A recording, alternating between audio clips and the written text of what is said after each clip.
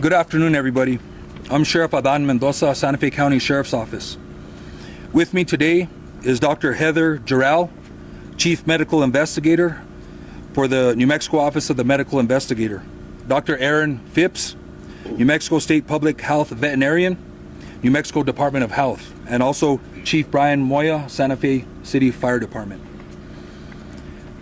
This investigation started on February 26th with the discovery of Mr. Hackman and Ms. Arakawa and their dog at the residence. I just want to do a short recap and then touch on some new information. As we know, both individuals tested negative for carbon monoxide.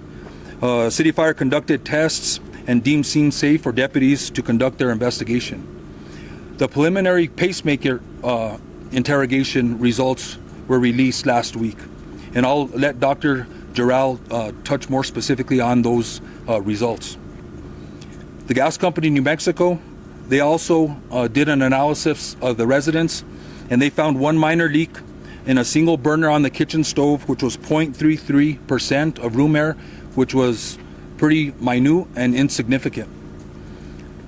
Since that time, Xena, the deceased dog, has been taken for necropsy at the Veterinary Diagnostic Services, and we'll be awaiting those results.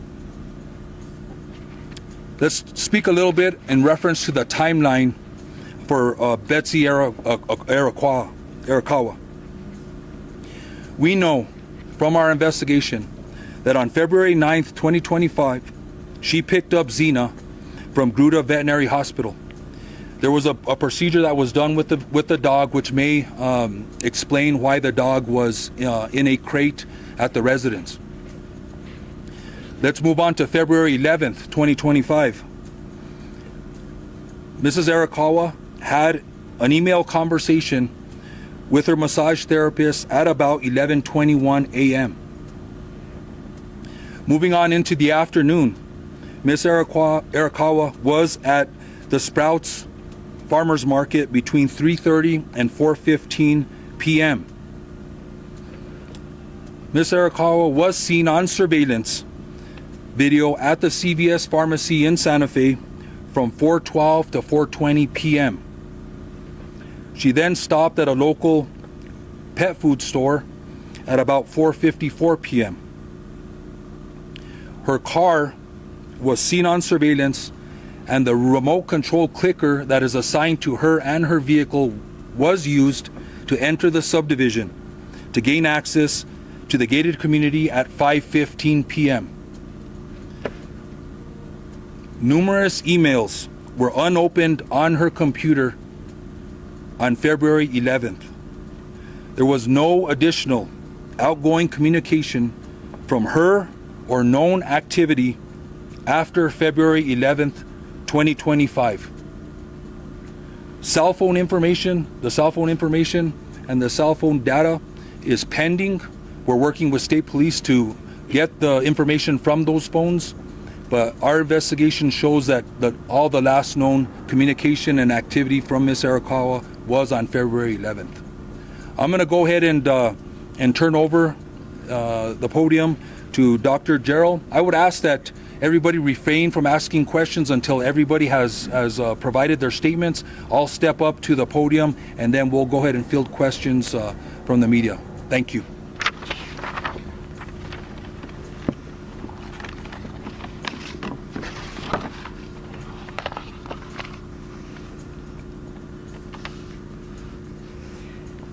Good afternoon, and thank you for being here.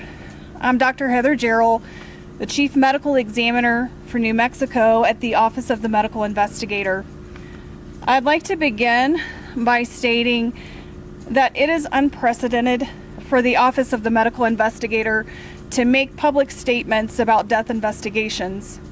However, the circumstances surrounding these two deaths require accurate dissemination of important information. I've also spoken with the Hackman family prior to this conference, who are aware of the autopsy findings and conclusions and are aware of this conference. On Thursday, February 27th, I performed an autopsy on Mr. Gene Hackman.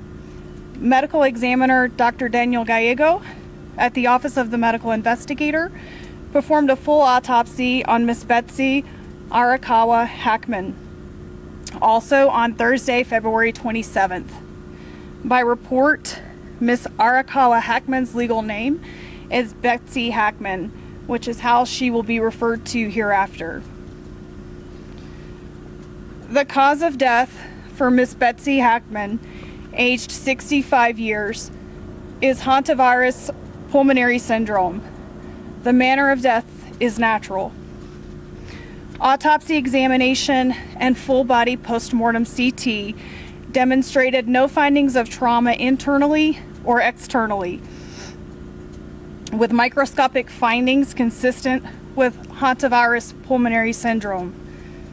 Laboratory testing was positive for hantavirus at a clinical lab, with required confirmation testing positive at Scientific Laboratories Division.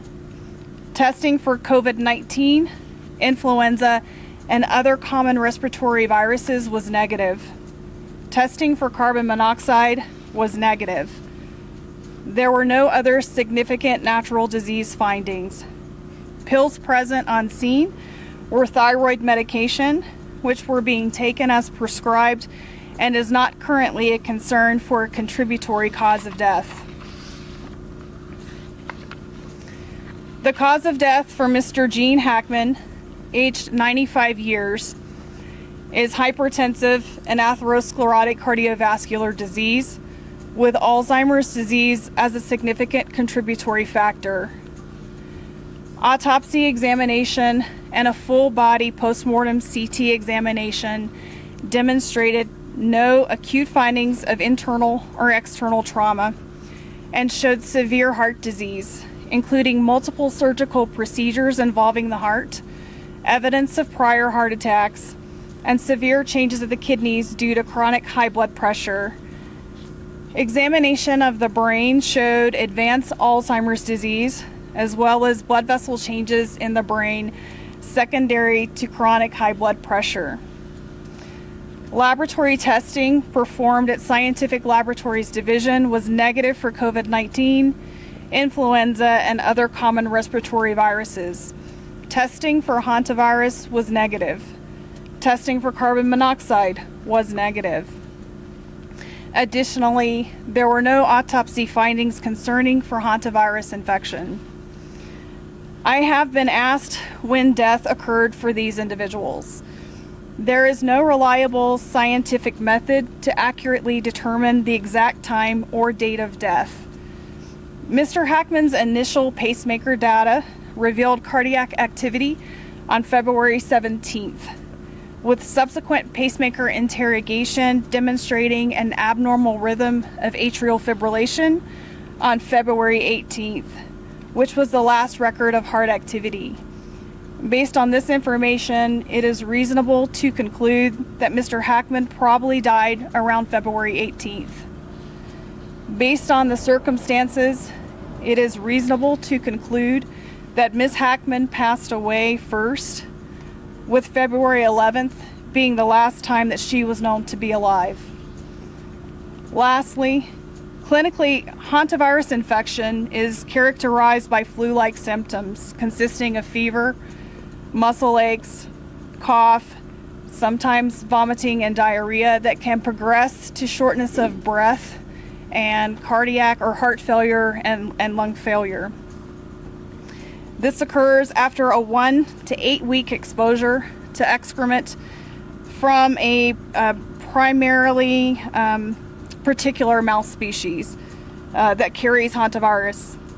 The mortality of hantavirus, the mortality rate of the hantavirus strain in the Southwest is about 38 to 50%. The hantavirus strains in the United States are not transmissible from person to person. And so this is an appropriate time to segue to Dr. Aaron Phipps, the state public health veterinarian with the New Mexico Department of Health. But before I do so, I'd like to kindly ask for everyone to please respect the privacy that Mr. Gene Hackman, Miss Betsy Hackman, and their family and friends deserve. Thank you. Thank you, Dr. Gerald. I will now provide additional information about hantaviruses in New Mexico. There are many different types of hantaviruses found worldwide. These viruses are zoonotic, meaning they are transmitted from animals to humans. Hantaviruses are carried by rodents. The hantavirus found in New Mexico, the sin nombre virus, is found throughout the state, primarily in deer mice, but in other rodents as well. Hantavirus pulmonary syndrome is a rare disease caused by hantaviruses, but a small number of human infections are found every year in New Mexico. Over the past 5 years, New Mexico has confirmed between 1 and 7 hantavirus infections in humans each year.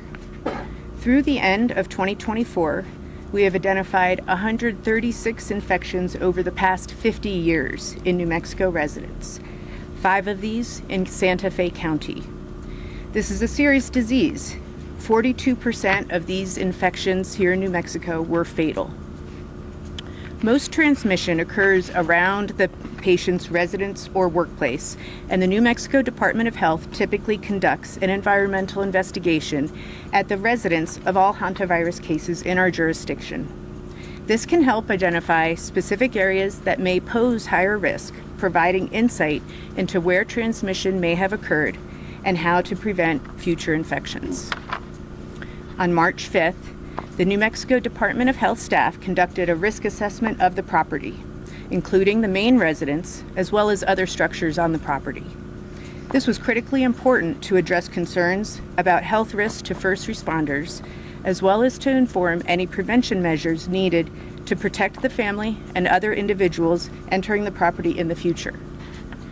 We assessed the risk of exposure in the primary residence as low, similar to other well-maintained houses in New Mexico. We did identify signs of rodent entry in other structures on the property and provided information and resources about reducing the risk of hantavirus transmission related to those areas. Hantavirus can be transmitted to people through rodent urine, droppings, or saliva, so it is important to take special steps when cleaning up after rodents.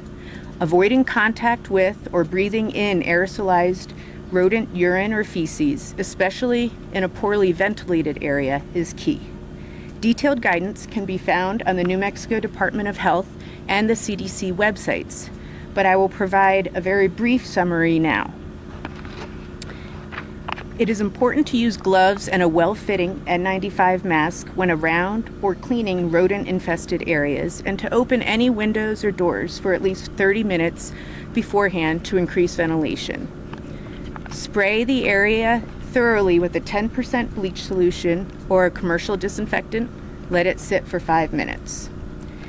Next, clean the area with paper towels, then throw them away in a covered garbage can that is regularly emptied. Before removing gloves, wash your gloved hands with soap and water or with a disinfectant, and then after removing gloves, wash your hands again with soap and water.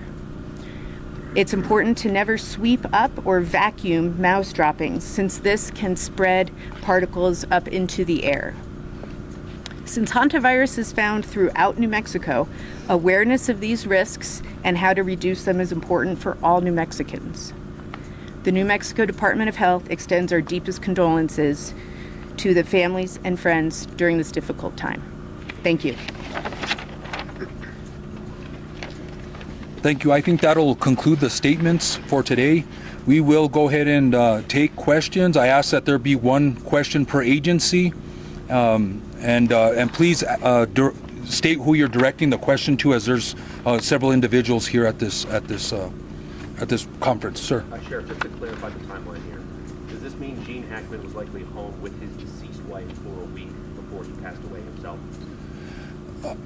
Yes, I would assume that is the case. Do you believe, given his Alzheimer's status, that Mr. Hackman was able to live on his own and survive for those 7 days? I think that's more a question, maybe for Dr. Jarrell. Just to repeat so that everyone could hear, the question was, do we believe that Mr. Hackman was able to live on his own and survive? The answer to that question is that Mr. Hackman showed evidence of advanced Alzheimer's disease. I'm not aware of what his normal daily functioning capability was.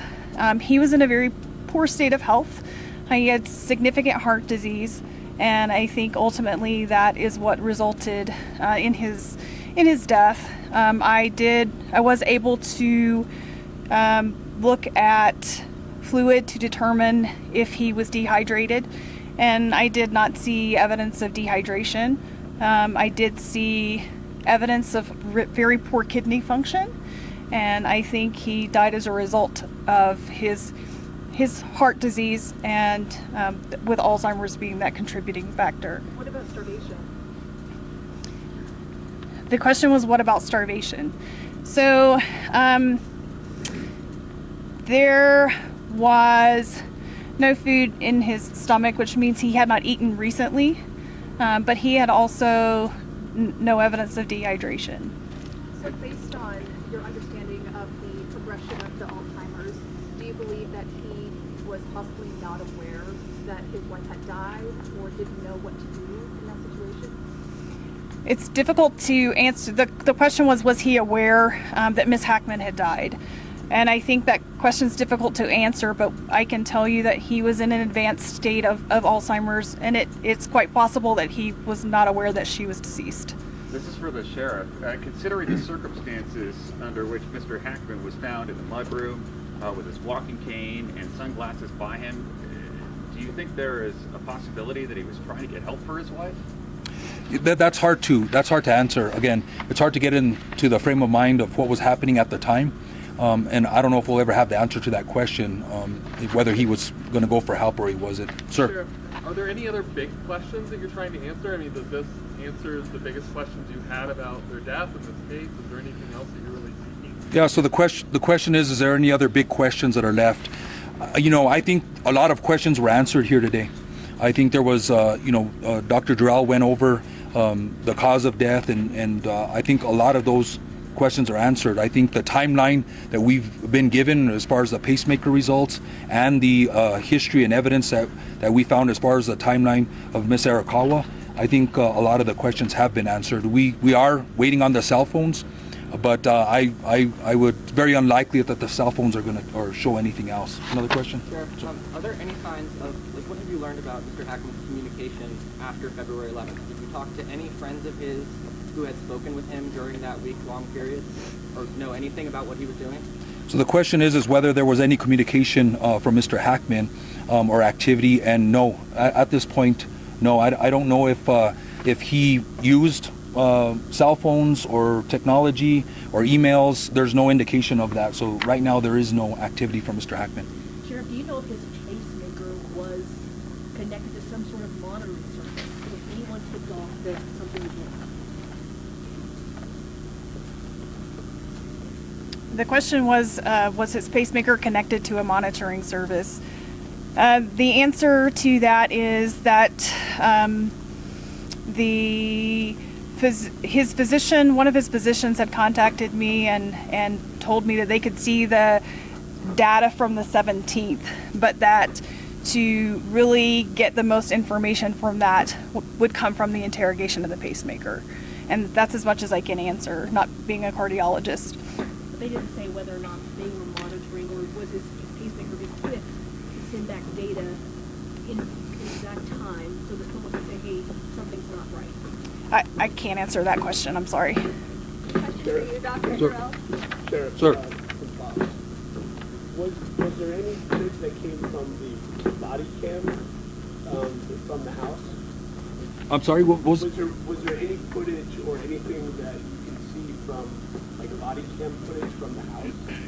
Any Are you talking about the body cams that the investigator, the responding personnel were wearing? video? Is there any video? No, so there was no outside surveillance or interior surveillance that we are aware of in the residence. So there was nothing to show the activity inside or outside the residence, and not at this time, no.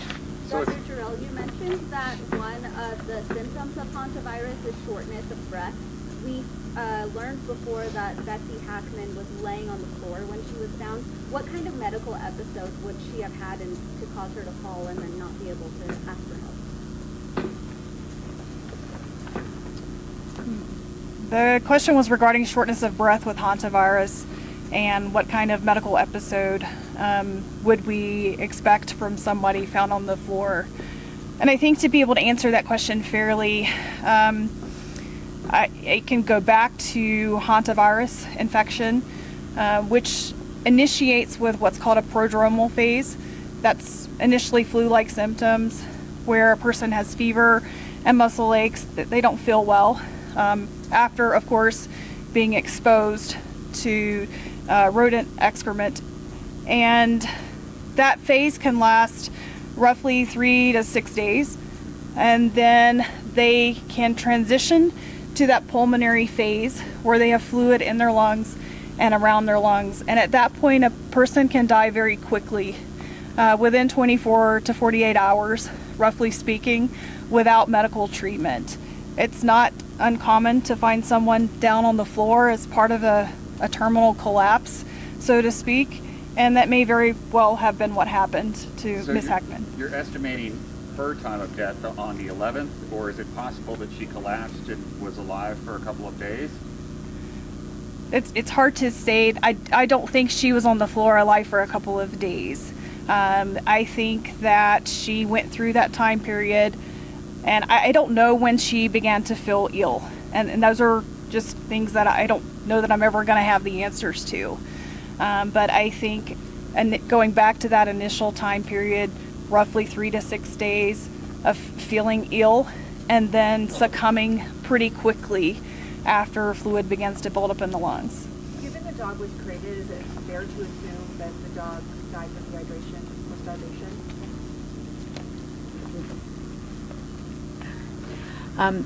I don't think we know the answer to that. However, given the timelines presented, it is a possibility.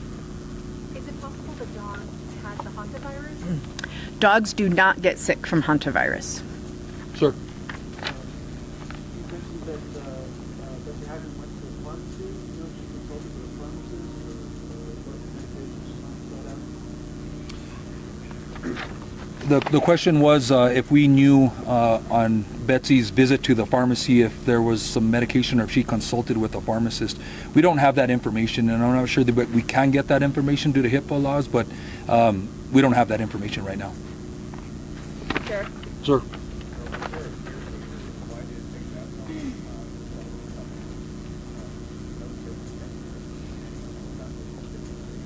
At this point, there's no indication that there was a caretaker at the home.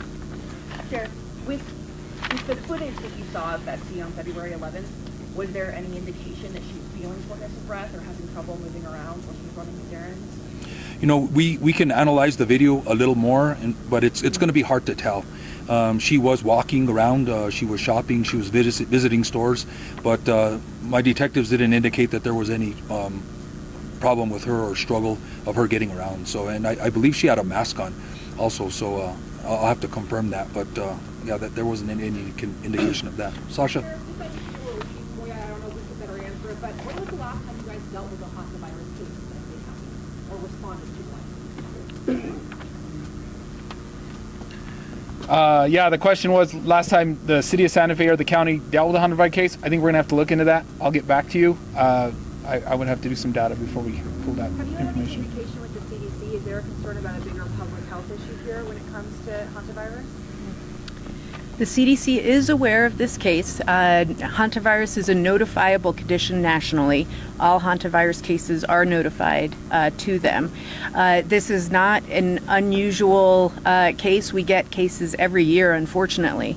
So we're not seeing any indications of any abnormal or unusual patterns. We'll go ahead and take 2 more questions, and then we'll wrap this up. Is there anybody that hasn't asked a question yet? Sir. Do we know, did Betsy communicate to anyone, family, friends, that she was feeling ill? She was aware? Again, we're going through some of the communications, and I think the cell phones may have some indications of that prior to the 11th. But as of this moment, I don't have any information that she was indicating that she was feeling ill during any communication. One more question? Since there's no sense that this is criminal in nature, are you closing this investigation? Are you still going to be releasing body camera footage from the deputies that entered the house? What happens next? So we will deal with IPRA requests as necessary. If there's body camera or any request for public information, we will be releasing that because of the law. But yeah, we consider this an open investigation until we close the loopholes of the cell phones, until we finish out the necropsy results of the canine and other loose ends that we need to tie up. But I think we're pretty close to the timeline and with the information that Dr. Jarrell provided. One question on the heart disease. Is it fair to describe this as a heart attack, or is that not an accurate term for the heart disease that he suffered? The question was, is it fair to conclude that Mr. Hackman died from a heart attack? And the answer to that is that it's a little bit difficult to say. I saw no microscopic evidence of a recent heart attack. However, those changes can also take some time to develop, several hours to develop so that I can see it under the microscope.